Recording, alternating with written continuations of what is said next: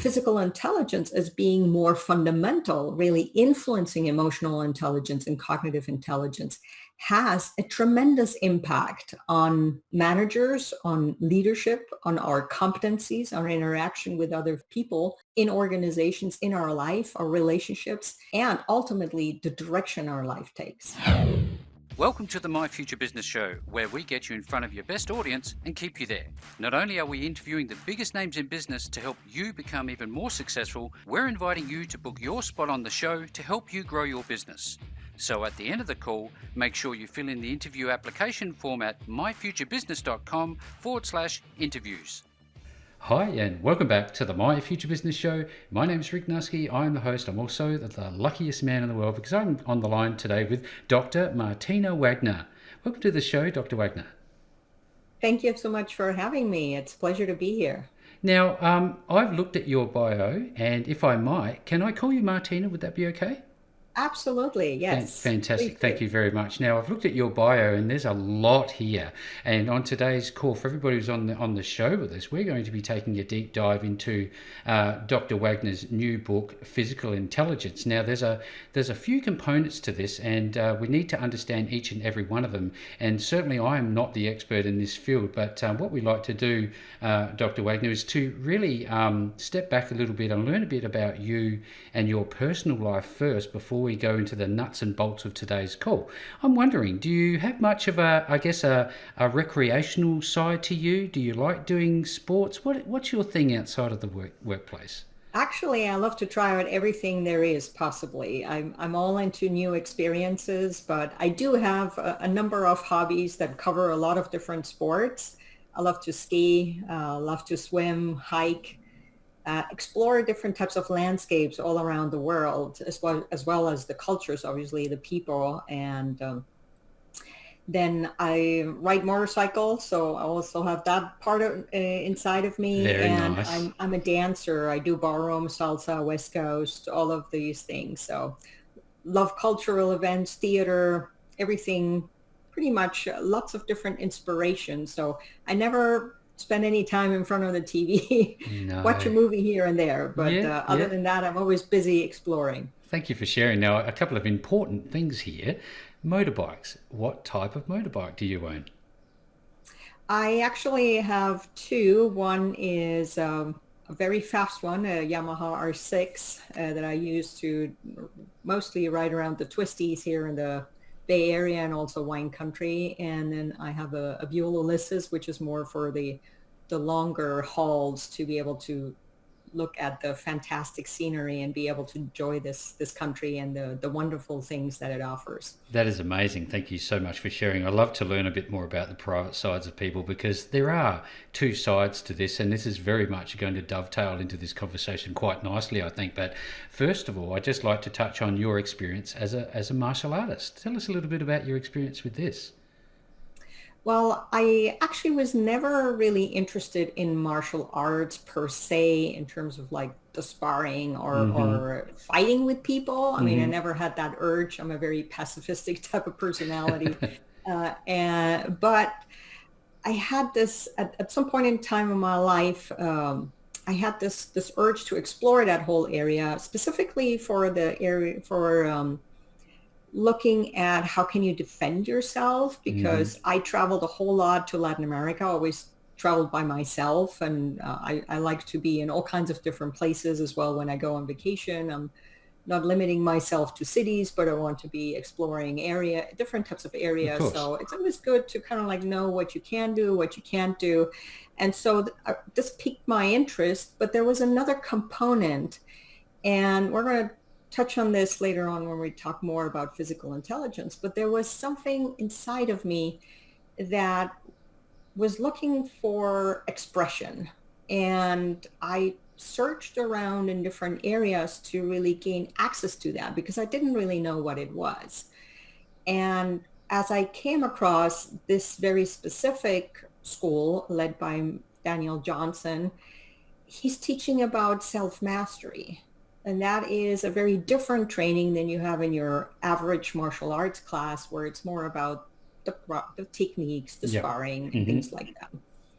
Yeah, that's very interesting, isn't it? I wonder, the word discipline seems to pop up into my mind. How was it for your, I guess, your physical state, and as well as the discipline that you've taken away from it? And do you think that any of those core skills have transferred into the life that you live today? Well, I've always been a pretty disciplined individual in terms of learning. I mean, that's how you get to a PhD, Of and course. also all of the training that went into the executive positions and leadership in healthcare that I've held. So there's obviously a lot of learning associated with this. But this, the word discipline is actually an interesting one that you can stretch into different areas, Hmm. because self-mastery is really starting to understand the facets of yourself, your personality, and also components. I mean, your mind, your emotions, your physical body. How does all of this connect? And how can you actually start to not only understand it, but get to the level of having a certain level of control? And this is where the discipline comes in. So the level of control that we're able to access and gain using certain types of techniques actually will allow us to discipline our mind in terms of just like really blanking out thinking, or really getting control of emotions that we want to control and we want to be able to subside. So there, that is a different aspect of discipline that perhaps comes to mind first. And I'd love to take a bit more of a dive into that with when we talk about your wonderful new book, of which I love the cover, might I just add. I look at this, and you're obviously heading up the Artes Humanis, the consulting and training firm that originated the Seven Minds program worldwide. I think for the sake of context, could we talk a little bit about what that means and what that service is? So the seven minds are the framework that I've developed based on the self-mastery training, because I started to look at what changes have I observed through the training myself in terms of my leadership capabilities, changes to my mind, changes to my emotion and my physical body, and also what have other students observed in that whole realm. And I found that there are very specific areas that you are able to dive into and start making changes. So in the area of mental, in the mental area, if you Mm-hmm. will, Mm-hmm. it's all about attention and focus. And we know, for instance, that our attention span, our population's attention span, gets shortened or has been getting shortened tremendously because of people's habits in terms of consuming digital media, surfing. Many people only have like a few seconds of attention before they need another stimulus, before they think of something else. And it's a tendency as well that we continue to reinforce with all of the things that are happening around us. I mean, more and more digitalization, Mm-hmm. being connected to phones and all kinds of different media 24/7, we continuously shape our mind and our attention and our focus in that direction. So being able to counteract that and being able to move in the direction where you are exploring that concept of what is focus and attention, and actually start working on that mental capability again, Mm-hmm. that is quite an experience. It's fascinating how you are able to really get in there and also develop a feeling for what that actually is and what it means. It's a fascinating topic, isn't it? Look, the digital landscape nowadays is omnipresent in all directions at all times, isn't it? It's very, you see people that cannot or struggle to turn off their mobile phones, disconnect from the television. What do you say, and how do you manage that sort of, I guess, experience for someone? How do you help them, I guess, digital detox? Well, we basically have to look at what's happening underneath of the behavior in terms of being tied to a phone or something like that, Mm-hmm. or your TV or whatever digital media. It's basically the same biochemistry as happens in an addiction. and you can see people are talking about dopamine hits. It's basically the cascade of things that are happening underneath that has very addiction-like type of characteristics. So this is where we need to get into, and this is where we're going to be starting to talk about patterns, because everything that is happening inside of ourselves in the subconscious arena can be explained by mental, emotional, and physiological patterns that reside in your unconscious. And through the choices that you make in terms of, okay, I'm going to spend this amount of time with my phone, I'm going to turn it on the moment I wake up, and basically be tied to it all day long and keep on checking it, you actually establish patterns within yourself. First, not necessarily on purpose, but just because of the behavior, just because you're doing it. And then they become ingrained in your mental structure. And then all of a sudden it becomes a habit, and much more than a habit. It's kind of like addiction, because now you've trained your mind to want to look at the phone. And if you don't have the phone available anymore, then you're missing something. And that's where you notice then this phenomenon of addiction, or people even having phantom type of phones ringing around themselves and things like that. It's really interesting what happens, but it really points to the concept of neuroplasticity. We all know about it, that the mind is constantly changing, and it's changing in function of how we're using it. The problem is that people don't make a conscientious decision in terms of how they want to change their mind. They basically just do things, and then the mind changes along with it, and then they wonder, oh, okay, why is this happening now? Well, you are basically the source of what's been happening now with you, but you might not have made that choice conscientiously, but it did happen anyway. Yes, thank you for sharing. Now, Dr. Wagner, I'd love to talk a little bit about the genesis of this wonderful book, Physical Intelligence, an Introduction. What led you to the decision to actually put this book together?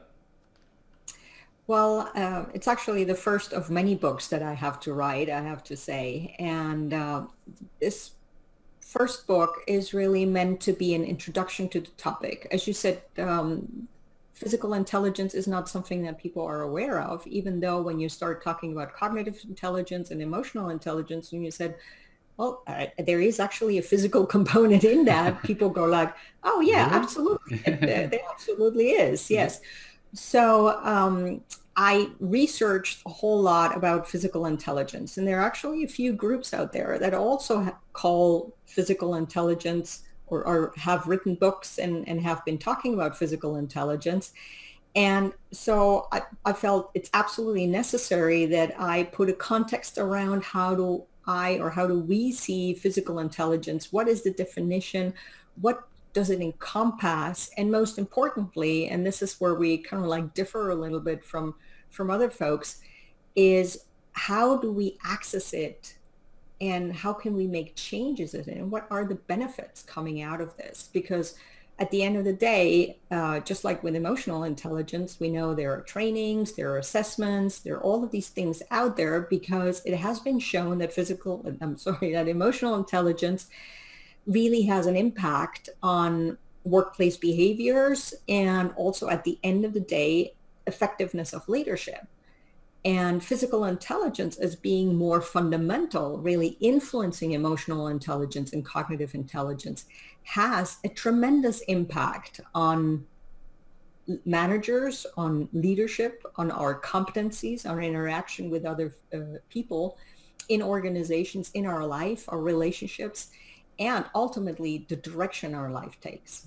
So when people are looking to, I guess, build up their, the balance between IQ, EQ, and PQ now, is there a set format that they can go about this, or is everybody different and you have to, use it on a case-by-case basis? How do you assess somebody in this regard?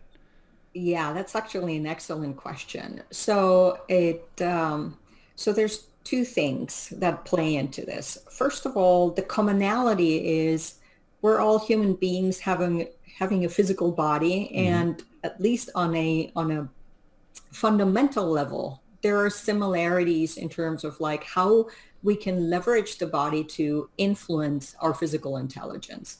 And this is where we have very specific tools that are actually movement based and combined with breath that allow you to start taking control of your emotions and your cognitive thinking, which is actually something that is rather unusual and therefore pretty novel. But then there is the component of all of us having different types of experiences and also conditioning throughout our lives. And this is what we all struggle and wrestle with. And specifically, if you're talking about personal leadership, is something that we need to examine in more detail and get access to. And this is where we're leveraging, if you will, the fundamental approach to really get very personal and be able to work with the individual to really start helping them to, first of all, develop an awareness of these patterns, the mindset, and what they're actually dealing with, their self schema, and allow them to start tapping into these patterns, starting to recognize where the limitations are to fundamentally allow them to break them and instead establish new patterns that are really a very important and strong foundation for the new competencies and skills they want to establish. You talked a moment ago about self. I wonder what's the relevance here because of self-awareness, because a lot of people tend to go about their daily lives, both professionally and privately, almost as if they are on autopilot. Is it important to take control and make a cognitive decision? Hey, look, I'm aware of what's happening around me, and if somebody's not good at doing that, how would they go about learning that skill of So self-awareness? let me ask you a question. How much time do you actually think people spend in their heads thinking versus actually being present? Oh, majority of the time, I would have to say for a number of people. I'm not sure it would be everyone, but I've met some fairly aware people. But I think we can tip the balance a little bit more in the self-awareness favor, couldn't we? Absolutely. Yeah. So our statistics say that about more than 80% we either spend time in the past or in the future because we tend to fill the day with a lot of cognitive type of activities. We do to-do lists, we think about things, we work on stuff, we have projects. And every time our mind has to go either to the past, to memories, to knowledge, or to the future for planning. And so we spend a whole lot of time being in our mind in all of these different faculties, Hmm. which means that we're actually not here. In the now. But here is the only time that we can actually create an impact on something. See, these are made-up constructs, aren't they? The notion of time. And we look at the past and we think about the fears that we have because of things we've experienced in the past, where in actual fact nothing has changed. We're in the same spot as we were before. We've just I guess the neuroscience component of it, we've embedded this memory of an event that may not have been fortuitous for us. Can we unwind this and unlearn these things? And what are some of the mechanisms and the tools that you suggest using when people are really suffering like this? Yes. So first of all, I wanted to come back for a moment to touch on the self-awareness Mm-hmm. because self-awareness for people is mostly just thinking about themselves and trying to understand why certain things are happening to them Mm-hmm. or who they are and about their interactions with other folks. So on a physical intelligence level, we actually go into a self-awareness where you are starting to experience yourself. And we teach an approach where you start connecting with your center, and this is where you're starting to really fundamentally understand who you are. But that is actually the version of you that, if you will, in lack of a better way of describing it, is almost like void of this conditioning and all of these different patterns, Ah. the fears and the pains and all of these things that we've accumulated as coping strategies throughout our life because of needing to avoid pain or deal with very unfortunate circumstances, as you say. So through this process of centering, we gain access to the place that allows us to first and foremost see and understand these patterns, but also to gain, it's a process of gaining control and gaining access to the patterns in order to change them, to break them. And this is a very, very powerful process where you're able to really address conditions like people being depressed, people being in fear or anxiety of different types of things that are embedded in their subconscious that they sometimes don't even know where they come from or what this is all about. So the whole process, and that's why I call it also self-awareness, is really bringing that up to the surface, letting you understand what is actually impacting you and allow to move it outside of you and really improve the quality of your life that way, because you're no longer bogged down with the negative thinking, with the fear, with the anxiety. You let all of this go, and what remains is actually a very pleasant and a very joyful state of being. And that's why I always refer to it as you're increasing your quality of your life in ways that you can't even imagine at this point in time that is even possible. Couple of things that have come out for this for me that I'm thinking about. You know, when you get the goosebumps on your arms and you just have a tingling and you have a sense. When I think about physical intelligence, I think about intuition. What part does intuition play in physical intelligence and reading your body signals? Okay, so there's reading body signals, there's intuition, There's a few there's things there. different type of concepts. So I would say, starting with body signals, as you start tuning into yourself, you start to become more and more in tune and more connected to your physical body. I want to say that a lot of people nowadays are not connected to their physical body, and they don't realize what they're actually doing to their physical body, to their physiology. Just talk about stress and exposing yourself to different types of environments that people get so used to that they don't realize anymore how stressful they are for their body, and how many reactions the body actually is unleashing, which are unhealthy for the person at the end of the day. So getting in touch with that, first of all, lets you be cognizant and lets you be more aware of what is happening to you at a physiological level, and which is also a first stage to allowing you to become aware of problems that could really be serious or could have serious consequences down the line. So it's definitely that level of connection that is a very important facet of that, and really understanding more what is going on inside of yourself. Again, tuning into emotions, tuning into your thinking, realizing how the two are connected, and then also how that all works with the physical body. And then there is this whole topic of intuition, and some people also describe it kind of like as inner wisdom. You're getting connected to consciousness. That is a very interesting topic, and it depends very much on the belief of the individual, but certainly starting to focus on your physical intelligence, you gain more access. You really get connected directly to that through your center, and you really perceive it as something substantial. You don't have any doubts anymore. It's something that you can trust 100%. And this is also where all of our discussion around meaning and purpose, using that process to really start understanding who you are, where you're supposed to go, what you're supposed to do around here, and how that all connects with everything that you're doing be it in a workplace or in a relationship. Thank you for sharing. This has just been such a wonderful conversation. I'd love to look at your day personally. What does a typical daily routine look like for you to, I guess, reset yourself, realign yourself with all of these things that we've spoken about today? I wonder if you could share a little bit about what your day looks like for us. So it's actually a very interesting question because I don't think that I have typical days, Right.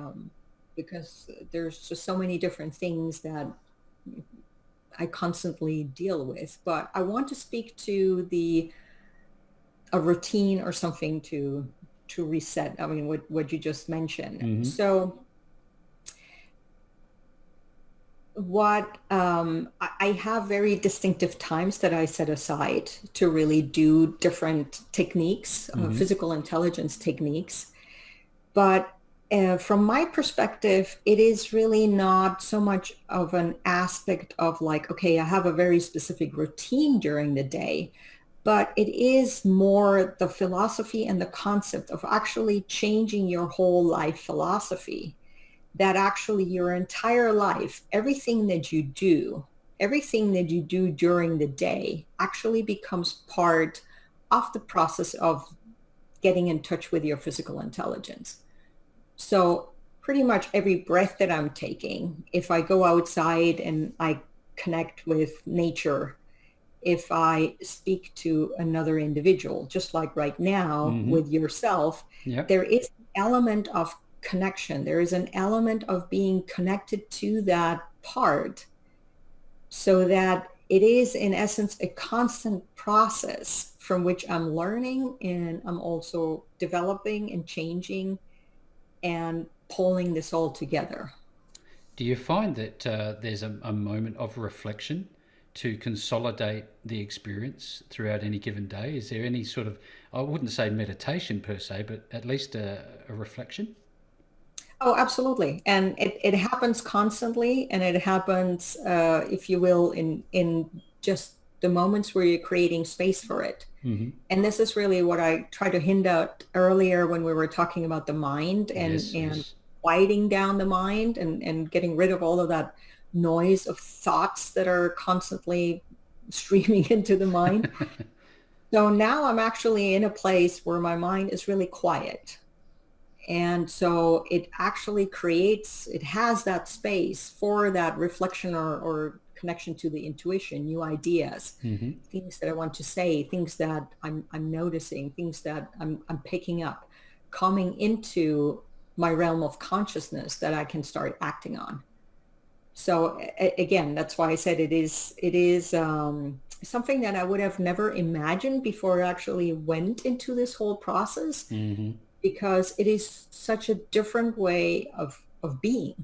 And it is actually such a different mental state as well that you have continuously throughout the day. And that also allows you, no matter if you're in a totally stressful situation, to maintain your calm, to connect to something that allows you to regenerate energy if you should need it to, or connect energy to bring up your energy to be able to use it. Like for instance, in martial arts, in some days we would come into the class and Master Johnson would just like throw us right into a sparring Yep. situation. And before you even know it, I mean, you just have to like You're into basically it. drop of a hat, and all of a sudden you're like, you're not even warmed up, you're not mentally prepared.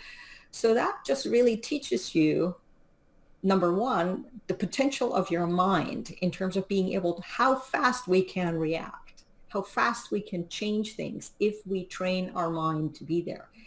And we're there in that moment, in that present moment, ready 100%, immediately able to engage, Ready to go. immediately in a position to bring up our energy to be able to fight with somebody. So this is a very different, if you will, approach and mindset, but that I've used in presentations that I had to give to senior leaders, or that I used when I was traveling to Latin America and had to get up in front of an audience of several hundred people and had to give my presentation in Spanish, and just like had to be on, Had to even be though I on. was jet lagged or I didn't sleep or I was not in the perfect physical condition.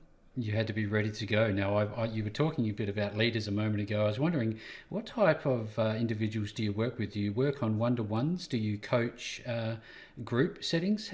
What are your services like configured like? Well, actually, so I'm a certified executive coach. I Mm-hmm. work one-on-one with individuals, but the offering from Artis Humanis is really to have different leadership development programs customized and designed for different types of audiences. So we have a physical intelligence program that will offer an possibility to learn about physical intelligence and get into it and learn about the benefits that it offers for the whole workplace environment that comes along with the assessments as well, understanding where exactly the individual is, what they need to work on. And then we have programs for managers and then also specifically for leaders that want to work on the personal leadership component. And we also have programs for women specifically because women also have like a different angle and different needs to specifically looking at leadership and that whole topic of self-awareness, self-esteem and confidence and self-value is a very big part of that training that we're looking at and really understanding where women are at in that particular aspect and how physical intelligence and the Seven Minds program can help them to make very specific differences, very specific changes that will really yield them impactful results. Thank you for sharing. You talked about working one-on-one, but do you also have like larger settings that you work in, like workshops and things like that? What are the other sort of modes? Absolutely. So the leadership development programs are workshops, presentations, and courses that we teach to organizations of several different sizes. Yeah. Well, you've obviously piqued a lot of people's interest who are on the show with us today. I'm wondering if you can, Martina, share with the My Future Business audience where they're going to go to find you, to start working with you, and what is the process that they will go through when they do connect with you? So first of all, please visit my website. It's www.artishumanis, so the human arts, artishumanis.com. I'm also on Facebook and LinkedIn and the various social media outlets if folks want to connect with me. And the process really to start working with me is to first and foremost understand where the client is at and what their goals are. And then really determining the right way and the right type of approach, leveraging our different types of tools and programs to really get them to that very specific goals and some very tangible results they want to achieve. Thank you again for sharing. This is the gold standard for this line of work. If you want to learn more, I will be doing, as I normally do, making sure that all of the links back to the work that is being done by Dr. Martina Wagner and her team. With all that being said, this has just been such a fascinating talk, a discussion about this wonderful topic. Thank you so very much for spending some time with me on the My Future Business show today. Thank you so much for having me. And yes, it's a topic to discuss for a long time. There are many, many facets to it. So thank you so much for the conversation, and it was a pleasure. Thanks for joining us today. If you enjoyed the call, then make sure to subscribe, leave a comment, share us with your friends, and book your spot on the show at myfuturebusiness.com/interviews. And if you're looking for solutions that will help grow your business, then visit myfuturebusiness.com/shop.